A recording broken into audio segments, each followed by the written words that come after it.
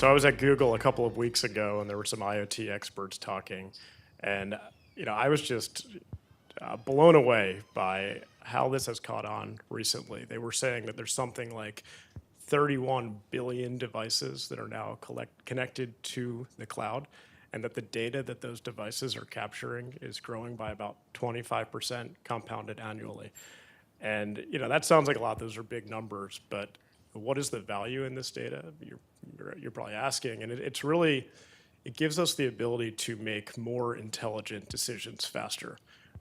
In our own business, we're sort of known as the company that's been lurking in the basement for a number of years. And what we've been doing there is kind of connecting the physical infrastructure of these buildings and understanding in great detail how individual pieces of equipment perform.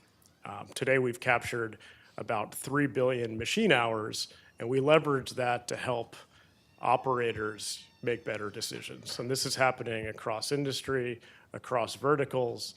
In short, when the internet first came out, it was about being able to log in to a website. Right? And now you can log into devices, you can control devices, and now with edge computing, devices are going to begin talking to one another, leveraging machine learning and artificial intelligence to ensure that things are completely optimized.